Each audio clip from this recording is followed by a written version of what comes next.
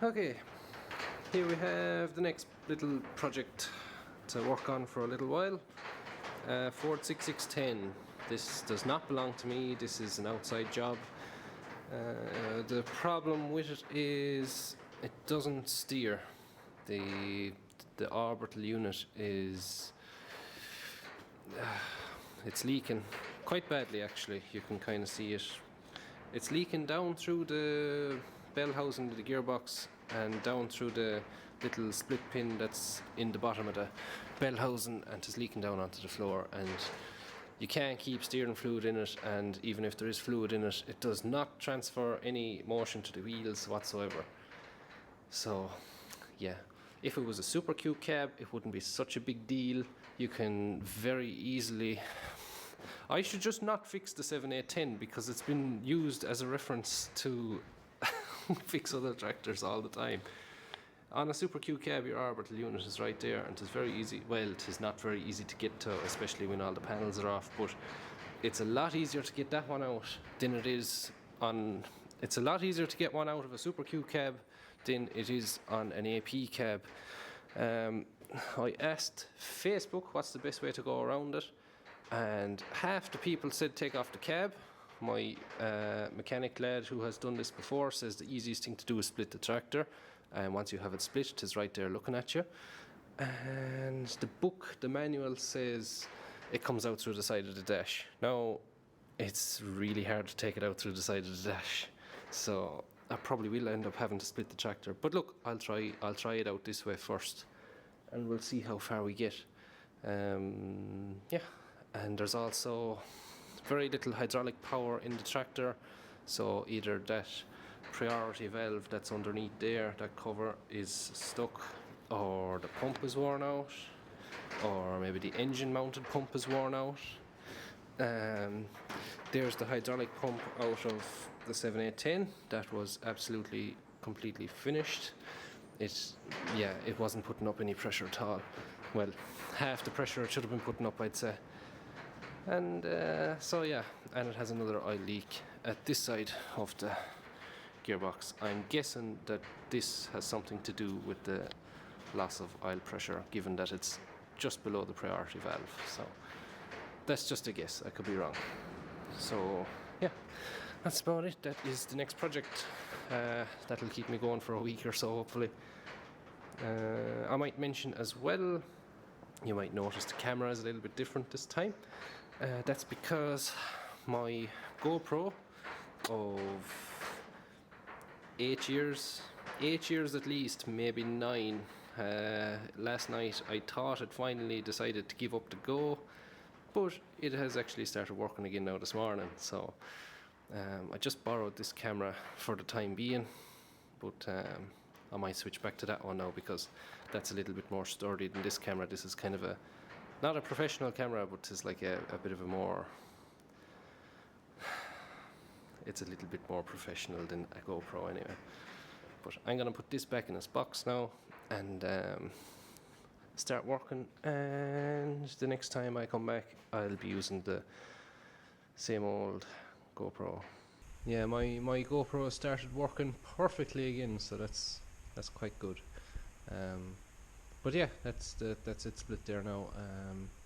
Just took a little bit of time to do that because it has loader brackets and everything, so that slowed down the job a small bit. But it's apart now, and I have it rolled out a good long ways, so I have a bit of space to work. Yeah, next thing is now we'll see how we take out this diesel tank, and then I'll be able to see what I'm supposed to be taking out. Yeah, I'll take out this diesel tank and we'll know what we're working with then. I've had to take off the panel there at the other side just so I could take off. There was 2 bolts here holding on the diesel tank, so took that off, and yeah, so let's try and get this out now somehow. Not exactly sure what way it comes out, to be honest, so I might have to look at the book just to double check. I think I might take out that bolt there. the steering wheel might slide up then. Not quite sure. I'm not quite sure. I'll have a look at the book and see what the book says, and I'll go from there. I got this out. There wasn't too much holding it in. Only one bolt that goes through the shaft here, and then once you've that out, you just loosen off this bolt here, and once you've that loosened, this collar will tap up, and then you just take off the 4 pipes and these 3 bolts here, and then once you've everything undone, you'll just be able to wriggle it out through the dash underneath that panel, that panel underneath the dash there, and that's really there was all to it. In hindsight now, I realise there was no need of splitting the tractor.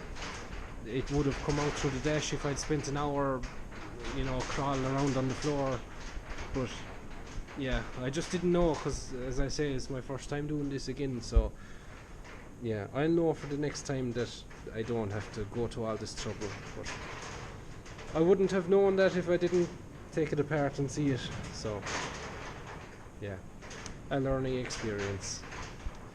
Right then, at least it wasn't a complete waste of time splitting the tractor, because the clutch in it was almost done anyway, where there's hardly any grooves left in it, and we're kind of nearly down to the rivets in some places. So yeah, new clutch ready to go in, and that's already been resealed, so I'll just put that back in. That's ready to go back in now, and that's about it. That's all there is to it. Yeah, right then. The handiest way of taking out the, what do you call this? Pilot bearing, I think it's called. Is if you have a TIG welder. Now I have a TIG welder, but not everyone is going to have one of those. But literally just run a bead of weld all around the inside of that, and it'll shrink, and it should just pop straight out then. It's moving, but it's not.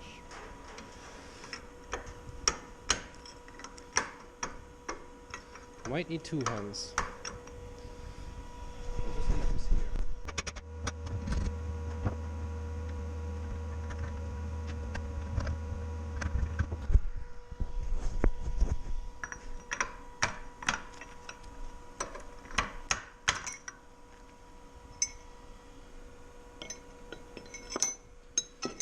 That's hot, I better not put it on the timber. That's just to get the outer piece out, but to get the inner race out, what I found is just put a little notch in it with your grinder, and then use a chisel to burst it, and then you're just left with the outer ring, and yeah, use the welder for the outer ring, and that'll get it out. Sometimes they come out a bit easier. This is the first time I've had to do this with my own tractor. It just came out with 2 pry bars, I think. I don't remember doing this with my own tractor, but if you're doing the clutch on a Ford or something and you're stuck with that, that's an idea that might help you. Yeah. This is a common problem with Ford tractors. These splines which drive, just switch this off. These splines which drive your PTO shaft, this is your PTO shaft, and that's your transmission drive on the outside. What happens is that shaft rounds itself off, and these splines round themselves off too. These ones are, yeah, they're not perfect, they're a little bit worn, but this tractor's not doing savage heavy work, so it might be alright. But yeah, when they round, you lose drive, you lose hydraulics, you lose pretty much everything, because your low pressure pump is not spinning anymore, so your joule power is not getting any pressure, so it won't drive anymore. And your four-wheel drive will be stuck on because there's no pressure being made. And yeah, so if your 10 series Ford loses drive, that's 9 times out of 10 the problem. The other problem it could be is there's a, from the hydraulic pump on the far side of the transmission, on the inside of the tractor, there's a pipe that goes from the low pressure pump up to the clutch pack for the PTO, and there's a clip on that pipe and it breaks, and then you lose all your pressure through that, and that could be the other reason why your tractor is losing drive. But 9 times out of 10 is this. Now the problem with these tractors is that if you need to change that shaft, you have to take out the transmission and pull out that shaft from the back. So that's kind of a big job. So what a lot of people do is they get well, some people kind of use a 3/4 drive socket, or is it something like a 22mm socket, like that. Well, yeah. And what do they do? Do they mill this out or something, and do they weld it in there somewhere like that? I'm not entirely sure now.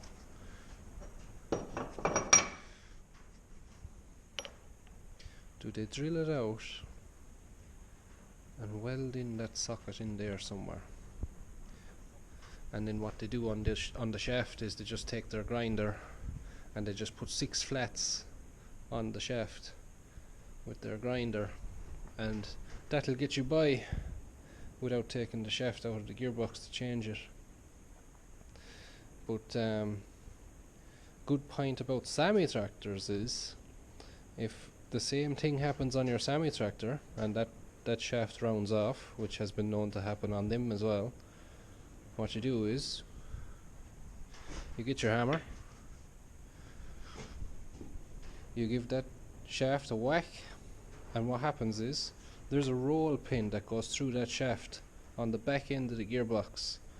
So you hit the shaft with your hammer, the roll pin back in the gearbox will break, you'll be able to slide out your shaft out the front. Plonk, wait, hold on now. You get your new shaft, you weld a M12 nut onto the back of the shaft to stop it falling back in too far into the gearbox. Then you slide in your new shaft, you put on a new splined hub onto your flywheel or whatever, and bolt the tractor back together, and away you go again. So that's a plus point for Sammy, at least. But yeah, no, just thought I might mention that. It's fairly common knowledge now. These tractors are so old that all them kind of tricks are well known, but there might be somebody watching this that might not know. So yeah, I'm gonna put a new bearing in that now. Easiest way of changing your release bearing is you just undo this nut there, that bolt, and then you can stick it in the vise and just tap it out of it and tap the new one on.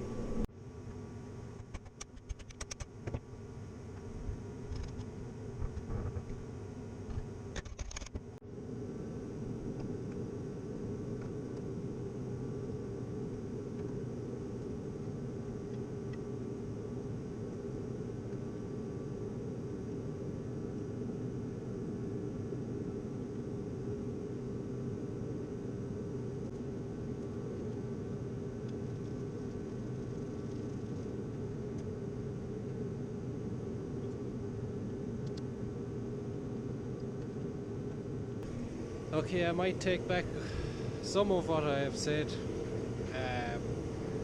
Yeah, putting it back in would have been very difficult if I had to do it from inside the cab.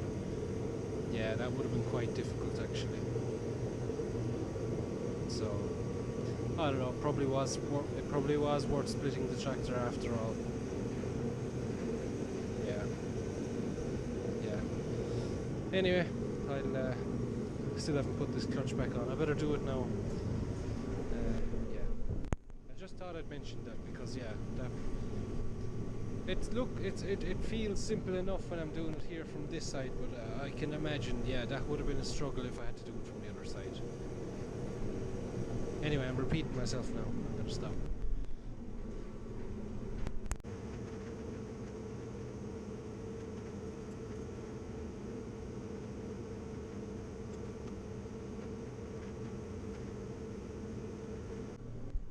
Right, so them little spacer plates going there. The clutch I took off didn't have them, it just had funny washers.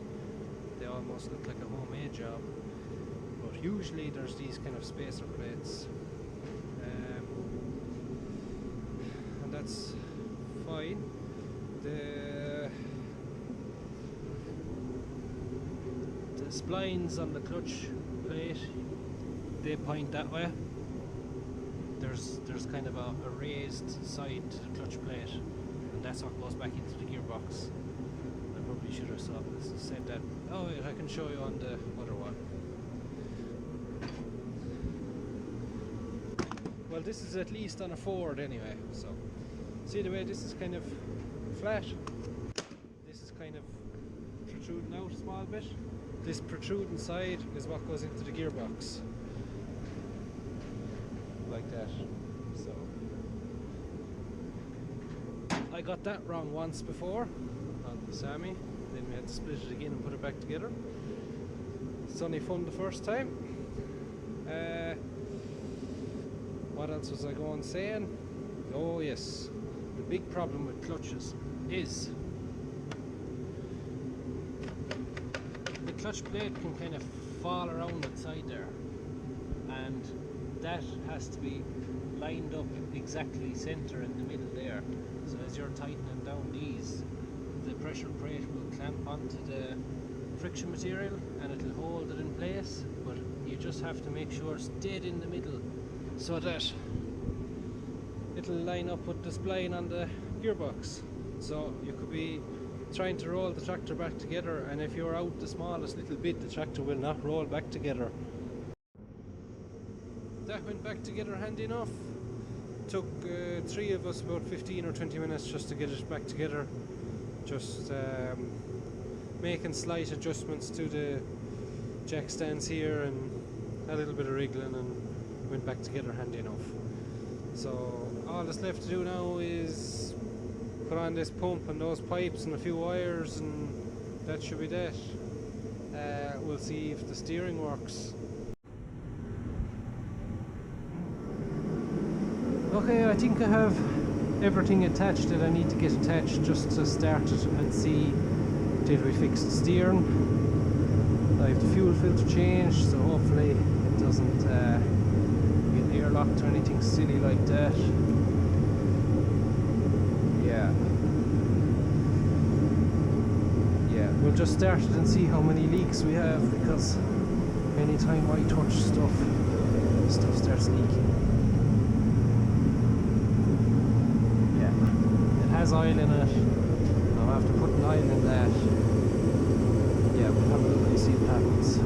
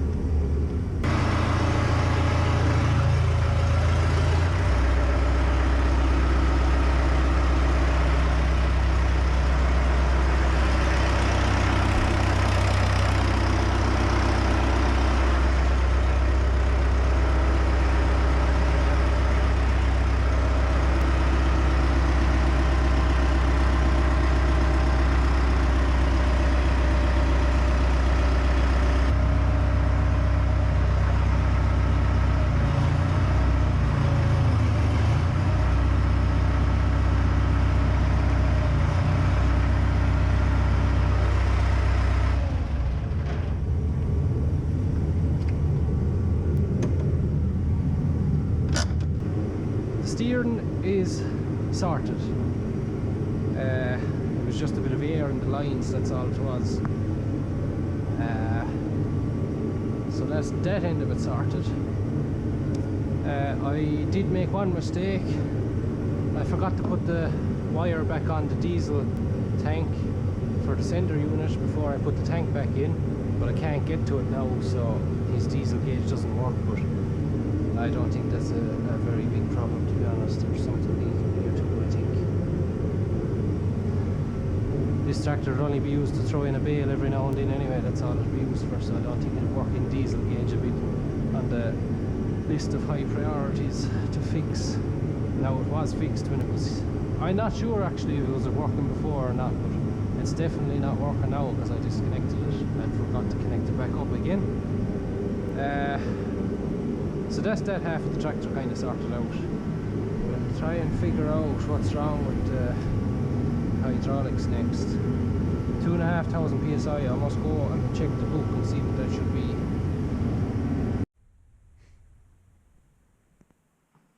That's this tractor finished. I don't think I took too many videos of fixing the hydraulics on it, because really there was nothing wrong. Your man, he also asked me to change the oil in the front axle, so there's new oil in the front axle and the hubs. Couldn't find anything wrong with this chest valve. We thought there might be a relief valve that was set wrong inside here and it wasn't giving the full pressure to the front loader, but that's all okay. We're getting the full pressure at the couplers here, even when the oil is hot. We put the clutch in it, fixed the orbital unit, fixed the coolant leak that was there, changed the coolant in it. There was these little speed adjuster knobs can get a bit seized, but these ones are not too bad. So he had it turned down to the slowest setting, so I have it turned back up again now, so maybe that might help his problem as well for trying to lift bales on the front loader. And then he also had, there was a fairly bad hydraulic leak on the side of the gearbox here, and all it was just underneath this plate here there's just a rubber pipe, and a jubilee clip was loose, a hose clamp was just loose, so tightened that up, put a second one on it, and that sorted that leak. Didn't take too long to fix that. So that's about it really. That's change the engine oil, change the filter, change the hydraulic filters, and yeah, that's about it really. That's all that had to be done to this tractor. So I'll go get the New Holland again now on the low loader, and we'll put it up on it and take it away back to its owner.